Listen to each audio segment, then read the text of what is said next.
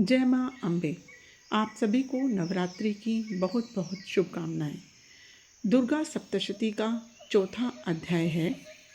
ऋषि कहते हैं, अत्यंत पराक्रमी दुरात्मा महिषासुर तथा उसकी दैत्य सेना के देवी के हाथ से मारे जाने पर इंद्र आदि देवता प्रणाम के लिए गर्दन तथा कंधे झुकाकर उन भगवती दुर्गा का उत्तम वचनों द्वारा स्तुति करने लगे।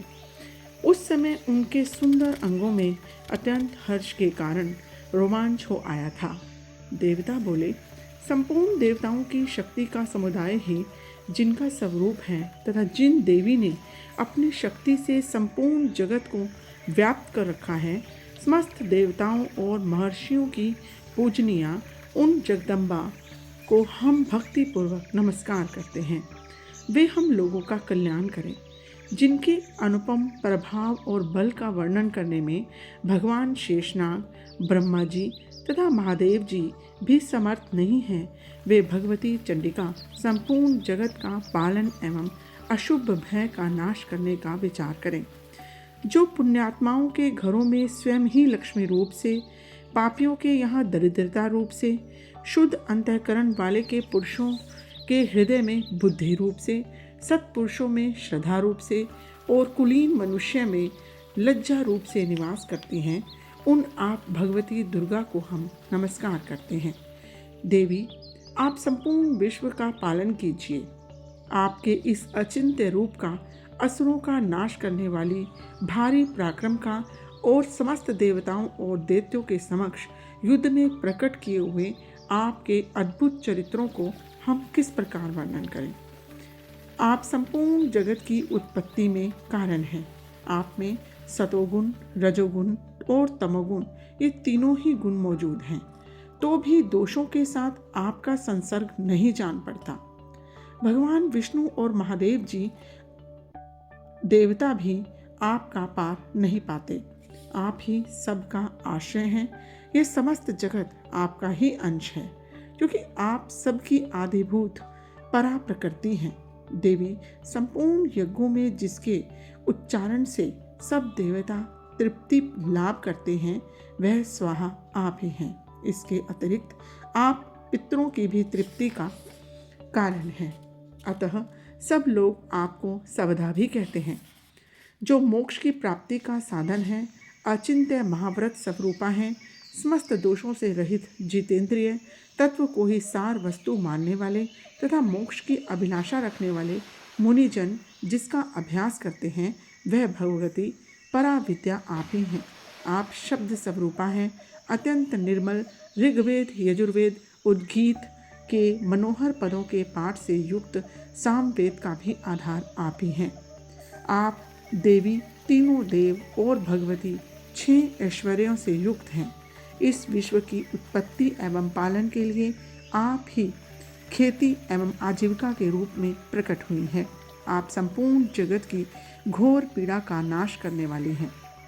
देवी, जिससे समस्त शास्त्रों के सार का ज्ञान होता है, वह मेधा शक्ति भी आप ही हैं।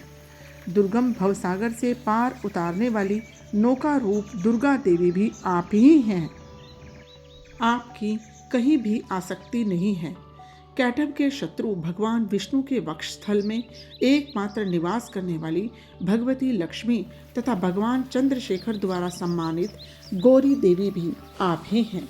आपका मुख मंद मुस्कान से सुशोभित है।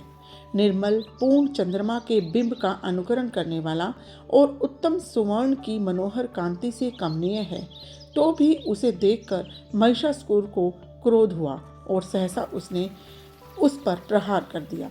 यह बड़े आश्चर्य की बात है। देवी, वही मुख जब क्रोध से युक्त होने पर उदय काल के चंद्रमा की भांति लाल और तनी हुई भौं के कारण विकराल हो उठा, तब उसे देखकर जो महिषासुर के प्राण तुरंत ही निकल गए। वह उससे भी बढ़कर आश्चर्य की बात है, क्योंकि क्रोध से भरे हुए यमराज को देखकर भला कौन जीवित रह सकता है। देवी, आप प्रसन्न हो। परमात्मा स्वरूपा आपके प्रसन्न होने पर जगत का अभ्युदय होता है और क्रोध में भर जाने पर आप तत्काल ही कितने कुलों का सर्वनाश कर डालती हैं। यह बात अभी अनुभव में आई है, क्योंकि महिषासुर की यह विशाल सेना क्षण भर में आपके क्रोध से नष्ट हो गई है। सदा अभ्युदय प्रदान करने वाली आप जिन पर प्रसन्न रहती हैं वे ही देश में सम्मानित हैं। उन्हीं को धन और यश की प्राप्ति होती है। उन्हीं का धर्म कभी शिथिल नहीं होता। वे ही अपने हृष्ट पुष्ट स्त्री पुत्र और भृत्यों के साथ धन्य माने जाते हैं। देवी आपकी ही कृपा से पुण्यात्मा पुरुष प्रतिदिन अत्यंत श्रद्धापूर्वक सदा सब प्रकार के धर्मानुकूल कर्म करता है और उसके प्रभाव से स्वर्ग लोक में जाता है।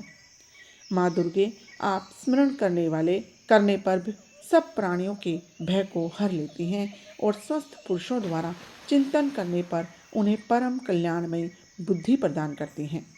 दुख, दरिद्रता और भय हरने वाली देवी आपके सिवा दूसरी कौन है जिसका चित्त सबका उपकार करने के लिए सदा ही दयाद्र रहता हो।